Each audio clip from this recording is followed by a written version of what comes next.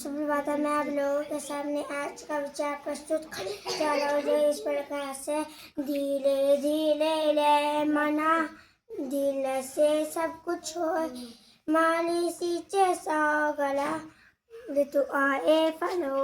ऋतु आए फल हो, ये सेंस की इसमें बात की गई है। धैर्य रखना चाहिए, परसिवरेंस की बात की गई है। किसी काम को निरंतर करते रहना, ठीक है, धीरे धीरे धीरे धीरे धीरे। और वहां पे कहा गया है कि माली सींचे सो गड़ा ऋतु आए फल हो। जब हम कोई पेड़ लगाते हैं, तो एकदम फल देना शुरू हो जाता है? नहीं, उसको हमको पहले बड़ा करना होता है, उसकी सिंचाई करनी होती है, खाद इत्यादि डालना होता है। नहीं तो बहुत इंतजार करना पड़ता है। कम से कम अगर आजकल आप कुछ चीज बोल रहे हैं ना, तो 3-4 महीने बाद लगती है, नहीं वो लगती 2-3 महीने बाद, 3-4 महीने बाद, कम से कम 1-1.5 महीना तो चाहिए, है ना। कुछ ऐसे सब्जियां हैं, फलों के लिए तो 5-6 साल चाहिए, है ना। संतरे का पौधा लगाया आपने तो उसके लिए कम से कम 5-6 साल तो वेट करना पड़ेगा ना आपको। एकदम लग जाएगा? पेड़ लगाते तुरंत फल लग जाते नहीं, उसमें सिंचाई, निराई, गुड़ाई सब कुछ करना होता है। तो इसलिए ये बताया गया कि हमको धैर्य रखना चाहिए, है ना। धीरे धीरे सब कुछ हो जाता है, समय आने पे फल लगने शुरू हो जाते हैं, ठीक है। हमको ऐसे ही अपनी पढ़ाई रोज करनी चाहिए, नहीं करनी चाहिए।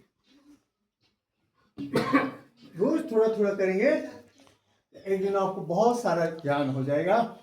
फिर आप किसी भी कंपटीशन में बैठेंगे ना तो पास हो जाएंगे। जैसे उस कंपटीशन में पास हो जाएंगे, आपको नौकरी आपके हाथ में मिल जाएगी, है ना। आप सोचेंगे कि अभी हम आईएएस बन जाए, ऐसा हो सकता है? नहीं हो सकता भाई। आप तो अभी तीसरी में, दूसरी में, पांचवी में, चौथी में, अभी थोड़ी पढ़। पहले आपको ग्रेजुएशन करना पड़ेगा उसके लिए, है ना। 12-13 साल आपको पढ़ना पड़ेगा। नहीं, अभी 5वीं में, और फिर आपको क्या करना पड़ेगा? ग्रेजुएशन, है ना। पहले आपको 6-7-8 3 साल हो गए, 9-10 5 साल हो गए, 11-12 7 साल हो गए, है ना। और तब बीए 3 साल का, 3 10 साल, और तब उसके बाद आप एग्जाम दे पाएंगे, है ना।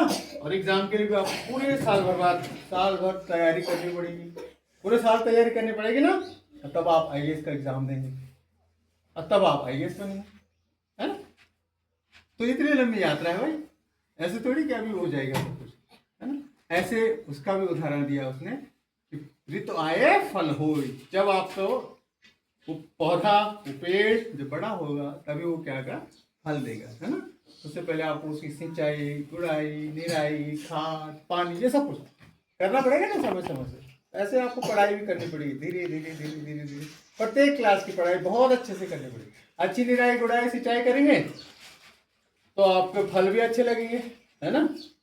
और लापरवाही करेंगे अभी से तो फल भी नहीं लगेंगे भी, तो वो मुरझाएंगे बिल्कुल टुकड़े वाले, है ना। नहीं, अच्छे फल चाहिए तो मेहनत अच्छी करनी पड़ेगी, निराई करनी पड़ेगी, गुड़ाई करनी पड़ेगी, खाद डालना पड़ेगा, पानी डालना पड़ेगा, है ना, देख रेख करनी पड़ेगी। वैसे ही आपको पढ़ाई रोज मन लगा के करनी पड़ेगी, है, सुन रहे हो। हाँ, तभी आपको अच्छे फल मिलेंगे जीवन में। हाँ, तभी आपको अच्छी जॉब मिलेगी, अच्छा बिजनेस आप सेटअप कर पाएंगे, है ना, और अच्छे इंसान बन पाएंगे, ठीक है। पढ़ाई से इंसान भी बनते हैं, अच्छे नहीं बनते? आपको पता है अच्छे इंसान कब बनते हैं? जब हम पढ़ाई लिखाई करते हैं अच्छी, है ना।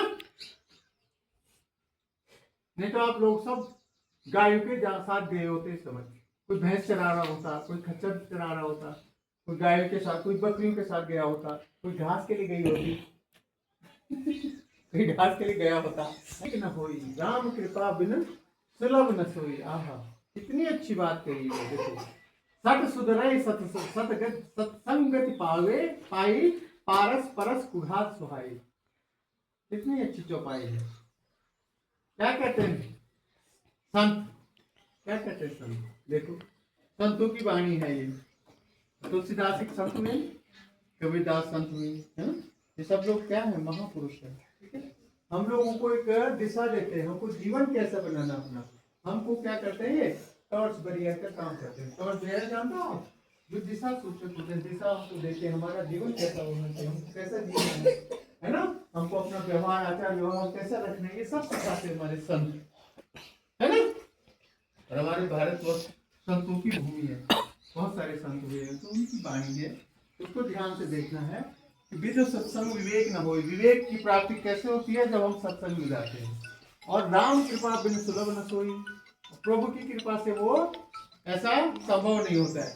जब हम पे प्रभु की कृपा होती है, ईश्वर की कृपा होती है, तभी हमको सत्संग मिलता है। ठीक है? हाँ, और उन्होंने कहा उदाहरण सही देखो, सठ सुधरे सत्संग पाई, मतलब जो दुर्जन होते हैं वो सत्संग पा करके सुधर जाते हैं। वो क्या हो जाते हैं? जब सत्संगी होते हैं वो क्या हो जाते हैं? सुधर जाते हैं, अच्छे इंसान बन जाते हैं। ठीक है? सठ माने दुर्जन, इनका व्यवहार अच्छा नहीं है। जो दुर्जन है वो सत्संगत पा करके क्या हो जाते हैं? अच्छे इंसान बन जाते हैं। ठीक है? जैसे पारस का स्पर्श पा करके लोहा भी सोना बन जाता है। तो पारस से कैसी धातु है बेटा? जो लोहे के साथ रखेंगे ना तो लोहा भी सोना बन जाता है। हाँ, तो पारस को ढूंढो और उसको लोहे के साथ रखो, और आपके जो लोहे के दरवाजे हैं वो सारे सोने के हो जाएंगे। आपका लोहे का जो बॉक्स है ना वो भी सोने का हो जाएगा, और आपकी जो दराती कुल्हाड़ी जो भी रखी हुई है आपने, और पारस को उसके साथ रख दो तो वो कुल्हाड़ी भी सोने की हो जाएगी आपकी। ठीक है? घर भी सोने का हो जाएगा। ठीक है? जो हल वो लोहे का बना हुआ था ना, और वो पारस के साथ रख दो, वो हल भी सोने का हो जाएगा। ठीक है? तो उस पारस को ढूंढने की कोशिश करो। ठीक है? तो पारस मतलब यहाँ पे है, पारस का मतलब है संत से। किससे? संत। ठीक है? और संत मतलब जो आपको सही विचार सही दिशा देते हैं। ठीक है? तो पारस का मतलब यहाँ पे उस चीज से है, संतों से है, जो आपको जीवन में अच्छा करने के लिए प्रेरित करते हैं, अच्छी बातें बताते हैं। ठीक है? हाँ, तो ऐसा आपको कहा गया है, और इस पर विचार करना चाहिए आपको। जो बड़े होंगे और अभी से सोचना शुरू कर देना चाहिए, अभी से अपनी सोच बना लेनी चाहिए ऐसी। ठीक है? सठ सुधरे सत्संग पाई, पारस परस कुघार सुहाई। हाँ, क्या बात कही। लोकतंत्र की सबसे छोटी इकाई क्या होती है बेटा? ग्राम पंचायत। क्या होती है? सबसे छोटी इकाई हमारे लोकतंत्र में ग्राम पंचायत। ठीक है? तो ग्राम पंचायत से शुरू होकर के फिर क्या होता है? क्षेत्र पंचायत, क्षेत्र पंचायत के बाद जिला पंचायत, है ना? तब हमारे क्या होता है? विधायिका आ जाती है स्टेट की, है ना? और तब हमारी आ जाती है संघ की, मतलब देश की। ठीक है? संसद। और संसद में भी संविधान, है ना? तो सबसे बड़ी जो हमारे पास है सबसे, वो क्या है? संविधान की है। संविधान जानते हैं ना? आपको बताया हुआ संविधान के बारे में। ठीक है? तो हमारे सबसे छोटी इकाई क्या होगी? ग्राम पंचायत। और जिसमें मुख्य क्या होता है? तो बोलते हैं प्रधान, नहीं बोलते? प्रधान जी नहीं बोलते हैं। इस समय आपकी ग्राम पंचायत के प्रधान कौन है? किसी को नाम याद है? एक बच्चे को नाम जरूर याद होगा। कहाँ है वो बच्चा? यहाँ पे। कहाँ पे है? क्या है क्या है ग्राम? भाई, खड़े हो जाओ। ये तो है आपकी ग्राम पंचायत की प्रधान इस समय। कौन है? श्रीमती पूजा देवी राणा जी। ठीक है? कौन है?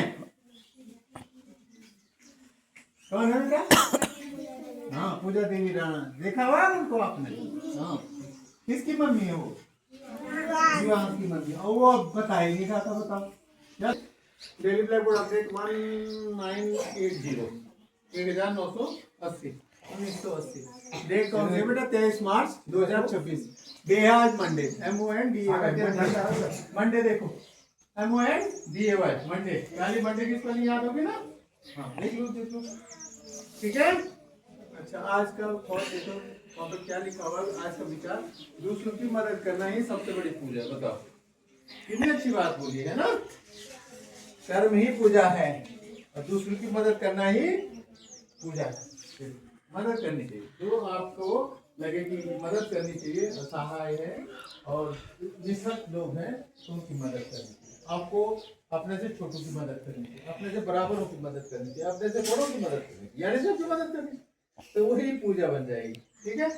वही क्या बन जाएगी? पूजा बन जाएगी। सबसे बड़ी पूजा इसको कहा गया है। और आज है पेंटागन।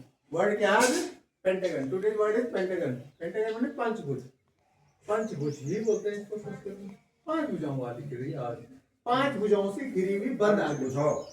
ठीक है, पंचभुजा हो गया है ना, 5 भुजा, पंचभुजा विसर्ग लगा दो, पंचभुजा। पंचभुज के सभी अंतःकोणों का योग 540। बताओ, ये भी हो गया पंचभुज पे। देखो दूसरी जानकारी आपको क्या मिल गई, 5 भुजाओं से घिरी हुई बंद आकृति को पंचभुज कहते हैं। और पंचभुज के सभी अंतःकोणों का योग कितना होता है बेटा, 540। और चतुर्भुज के चारों अंतःकोणों का योग कितना होता है, 360। और त्रिभुज के तीनों अंतःकोणों का योग होता है 180। ठीक है, तो त्रिभुज से स्टार्ट होती है सबसे छोटी आकृति, है ना, जो बंद आकृतियां होती है त्रिभुज। और आज बलिदान दिवस है, स्पेशल है बलिदान दिवस। भगत सिंह सुखदेव, 23 मार्च, ओ गजब, आज का दिन विशेष है बेटा हिंदुस्तान के इतिहास में। देखो भगत सिंह, सुखदेव और राजगुरु, इन तीनों को फांसी दी थी अंग्रेजों ने। हाँ भाई देख लो, तो ये कितनी मतलब 23-24 साल के बच्चे थे, 23-24 साल। हाँ, फांसी पे करते, फांसी पे खुशी खुशी से फांसी पे चढ़ गए। आज बलिदान दिवस है इन तीन महापुरुषों का। ये प्रसिद्ध देशभक्त बलिदानी होने वाले क्रांतिकारी थे। और 23 मार्च 1931 को ब्रिटिश सरकार ने, उस समय की जो ब्रिटिश सरकार थी, उन्होंने उनको फांसी दे दी थी। कह दिया ये देशद्रोह कर रहे, जबकि वो आजादी की मांग कर रहे। भाई तुम बाहर से आए हो, हमारे देश पे राज कर रहे हो, अगर हम मांगते हैं अपना स्वराज तो दो ना। उन्होंने कहा नहीं कि तुम गड़बड़ कर रहे हो, तुम आतंकवादी, तुम देशद्रोही हो, तुम विद्रोह कर रहे हो, तुम्हारे गवर्नमेंट के अगेंस्ट बोल रहे हो, इसलिए तुम्हें फांसी चढ़ा। ऐसे क्रांतिकारी, और उन्होंने भी एक्सेप्ट किया। हाँ, कहते एक भगत सिंह जाएगा, एक सुखदेव जाएगा, एक राजगुरु जाएगा, तो कई राजगुरु, कई सुखदेव बहुत सारे जाएंगे। तो हुआ ऐसा ही, कई लोगों ने क्या हुआ, विद्रोह किया और अंग्रेजों को यहाँ से भगाया 1947 में। नहीं भगाया? हाँ, हुआ ना ऐसा? तुम लोग होते उस समय तो ऐसा करते क्या? बोलो तो, करते? फांसी के फंदे को चूम जाते हैं ऐसे। My beloved, hang on. My beloved, look, come on, hey, hang on. कहाँ चले? बताओ। 28-24 साल के नौजवान थे ये सब लोग, 23-24 साल। तो वो जज्बा होता है देश के प्रति, देश के लिए समर्पित शरीर, कोई परवाह नहीं, है ना। कितनी बड़ी फिलॉसफी थी उन लोगों में, कितनी बड़ी सोच थी उन लोगों में, है ना। हाँ, और आज थोड़ा सा कुछ हो जाता है तो तुम लोग, हाँ, प्रेरणा कौन बनी है? तनु। और सार्थक बने सूरज। दोनों बच्चों को बधाई। अब आ जाओ आगे।